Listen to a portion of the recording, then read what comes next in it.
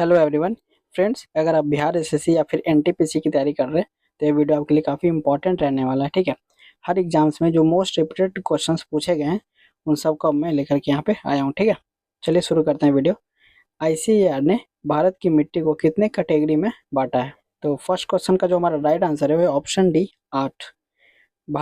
ICAR ने भारत की मिट्टी को कुल 8 कैटेगरी में बांटा है। ठीक है, सबसे पहले हम आईसीएआर का फुल फॉर्म समझते हैं। आईसीआर का फुल फॉर्म होता है Indian council of agriculture research.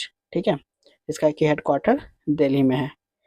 इसने भारत की मिट्टी को कुल 8 कैटेगरीज में बांटा है। ठीक है, और उसका नाम है alluvial soil, red soil, black soil, laterite soil, desert soil, mountain soil, marshy soil और अल्केलाइन सॉइल। ठीक है, लेकिन आपको इन सारे के बारे में नहीं पढ़ना है, सिर्फ 4 सॉइल के बारे में आपको पढ़ना है, एलुवियल, रेड, ब्लैक और लेटेराइट सॉइल। ठीक है, मैं एक स्क्रीनशॉट शेयर कर रहा हूँ आपके साथ, आप चाहें तो उसे अच्छे से पढ़ सकते हैं। ठीक है, नेक्स्ट क्वेश्चन है, भारत का कौन सा राज्य सबसे ज़्यादा राज्यों के साथ सीमा साझा करता है? तो गाइज इसका जो राइट आंसर है वो है option C, Uttar Pradesh.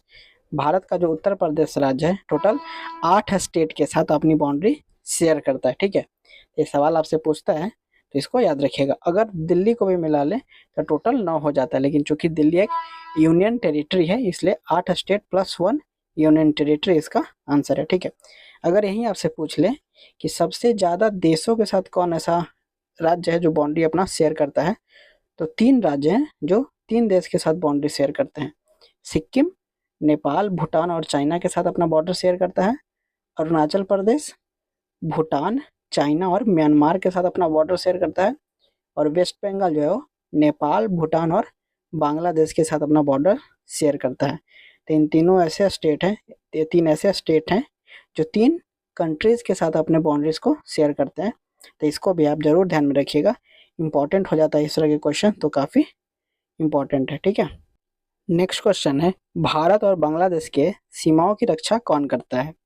Friends, जो भारत और बांग्लादेश की जो सीमा है वहाँ पे कौन से सशस्त्र बल रहते हैं? जैसे सीआरपीएफ रहती है, आईटीबीपी के जवान रहते हैं, एसएसबी के लोग रहते हैं, फिर बीएसएफ के जवान रहते हैं।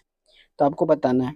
तो अगर मैं बात करूं भारत और बांग्लादेश के सीमाओं की रक्षा करने वाले सशस्त्र बल की, तो है बीएसएफ। ठीक है, बीएसएफ जो है भारत और बांग्लादेश और भारत और पाकिस्तान के बॉर्डर पे हमारी रक्षा करते हैं। ठीक है, अगर हम बात करें एसएसबी की, तो जो एसएसबी है वो नेपाल और भूटान के साथ जो भारत का बाउंड्री लगता है वहाँ पे हमारी रक्षा करते हैं।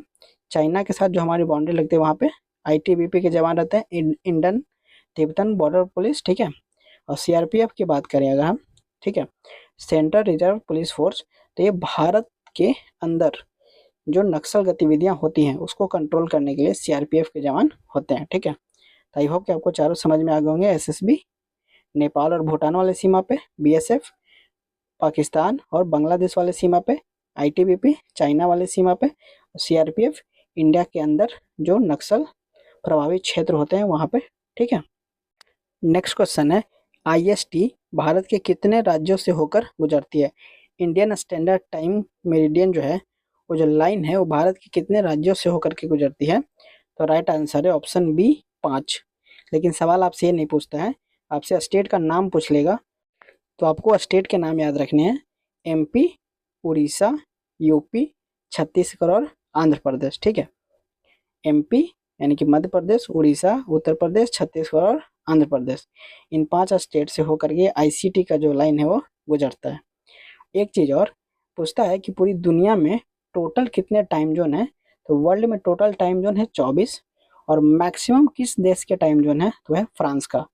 क्योंकि अगर आप मैप पे देखें तो ऐसा आपको लगेगा कि रसिया का टाइम जोन सबसे ज़्यादा हो सकता है। रसिया के पास 11 टाइम जोन है, लेकिन जो मैक्सिमम टाइम जोन है वो फ्रांस के पास है। फ्लोरा का संबंध किससे है?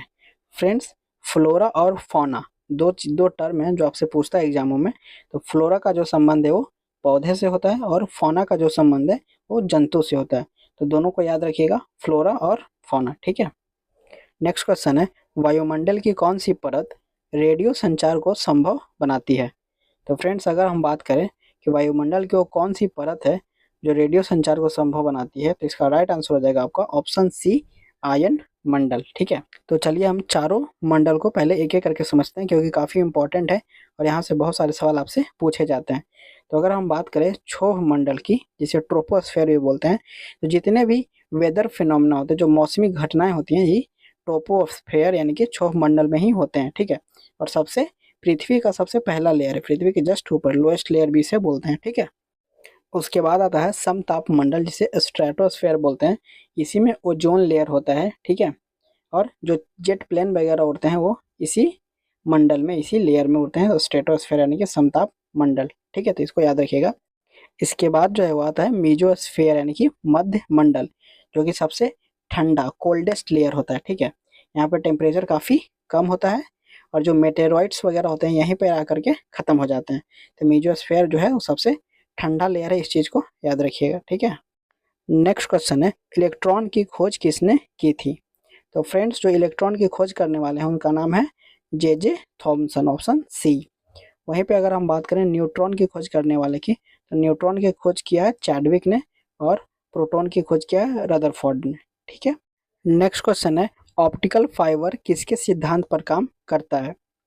फ्रेंड्स, अगर ये वीडियो अभी तक आपको अच्छी लग रही है तो वीडियो को लाइक करें, चैनल को सब्सक्राइब जरूर करें, क्योंकि मैं डेली मोस्ट इम्पॉर्टेंट की एक सीरीज लेकर के आता हूँ, जो कि आपके एग्जाम के लिए काफ़ी इंपॉर्टेंट और बेनिफिशियल रहने वाला है। ठीक है, बात करें इस क्वेश्चन के राइट आंसर की, तो हो जाएगा ऑप्शन बी, पूर्ण आंतरिक परावर्तन। पूर्ण आंतरिक परावर्तन के सिद्धांत पर ऑप्टिकल फाइबर जो है वो काम करता है। ठीक है, नेक्स्ट क्वेश्चन है, कांग्रेस ने किस गोलमेज सम्मेलन में हिस्सा लिया था? फ्रेंड्स, अगर हम बात करें कांग्रेस की गोलमेज सम्मेलन में हिस्सा लेने की, तो सबसे पहले हम बात करते हैं कि गोलमेज सम्मेलन हुए कितने हैं। तो टोटल 3 गोलमेज सम्मेलन हुए हैं। ठीक है, 1930, 1931 और 1932, जिसमें से सिर्फ दूसरा गोलमेज सम्मेलन था जिसमें गांधी जी ने भाग लिया था कांग्रेस के तौर पे। ठीक है, कांग्रेस की तरफ से गांधी जी ने दूसरे गोलमेज सम्मेलन में हिस्सा लिया था। इससे इसका राइट आंसर हो जाएगा ऑप्शन बी, दूसरे गोलमेज सम्मेलन में कांग्रेस ने हिस्सा लिया है। सवाल ये भी पूछता है कि वो कौन व्यक्ति थे जो तीनों गोलमेज सम्मेलन में हिस्सा लिए थे, तो हो जाएंगे डॉक्टर भीमराव अंबेडकर। ठीक है, जिन्होंने हमारा संविधान बनाया है। तो इस चीज़ को आप याद रखिएगा। ओके, नेक्स्ट क्वेश्चन है, पूर्ण स्वराज की मांग कांग्रेस ने कब की थी? तो फ्रेंड्स, इसका जो राइट आंसर है वो है ऑप्शन डी, 1929। कांग्रेस ने पूर्ण स्वराज की मांग 1929 में की थी, अपने लाहौर अधिवेशन में। ठीक है, तो इस पॉइंट को याद रखिएगा, क्योंकि बहुत बार क्वेश्चन ऐसे ही फॉर्म होता है कि कांग्रेस ने जो है पूर्ण स्वराज की मांग अपने किस सम्मेलन में, किस अधिवेशन में किया था, तो लाहौर अधिवेशन में किया था। ठीक है, तो इसको याद रखिएगा। 1907 के अधिवेशन में क्या होता है कि कांग्रेस जो है वो गरम दल और नरम दल में टूट जाती है। कांग्रेस स्प्लिट 1907 में होता है और 1924 के अधिवेशन में महात्मा गांधी जो है एक बार मात्र जो कांग्रेस के अध्यक्ष बनते हैं वो 1924 के अधिवेशन में बनते हैं। ठीक है, अब आपको ये बताना है कि ये जो 1924 का अधिवेशन है वो कहाँ हुआ था। ठीक है, कमेंट बॉक्स में कमेंट जरूर करें। नेक्स्ट क्वेश्चन है, देशभक्ति गीत सारे जहां से अच्छा हिंदुस्तान हमारा की रचना किसने की? तो फ्रेंड्स, सारे जहां से अच्छा की रचना करने वाले हैं अल्लामा मोहम्मद इकबाल, ऑप्शन सी। ठीक है, सारे जहां से अच्छा हिंदुस्तान हमारा। नेक्स्ट क्वेश्चन है, भारतीय संविधान को बनाने के लिए संविधान सभा की कितने बैठकें हुई? फ्रेंड्स, भारतीय संविधान को बनाने के लिए संविधान सभा ने कुल 11 बैठकें की। ठीक है, पूछता है आपसे कि जो लास्ट बैठक है, जो लास्ट मीटिंग है वो कब हुआ था? तो हुआ था 24 जनवरी 1950 को, जिस दिन सारे लोग मेंबर्स ने हस्ताक्षर किए थे। तो आपको ये बताना है कि जो हमारे जो संविधान जो बना उसमें कितनी महिलाएं थी और कितने लोगों ने हस्ताक्षर किए थे। ठीक है, चलिए एक चीज़ मैं बता देता हूँ, टोटल 284 सिग्नेचर्स हुए थे 24 जनवरी 1950 को, जो हमारी संविधान सभा की आखिरी मीटिंग हुई थी उस दिन। ठीक है, अब आप बताएंगे कि कितने महिलाएं थी हमारे संविधान सभा में। ठीक है, इस क्वेश्चन का राइट आंसर मैं कमेंट में, अगर आप कमेंट करते हैं तो मैं लाइक कर दूंगा, समझिए आपका राइट आंसर राइट है। ठीक है, वीडियो को देखने के लिए थैंक यू। वीडियो को लाइक करें, चैनल को सब्सक्राइब जरूर करें।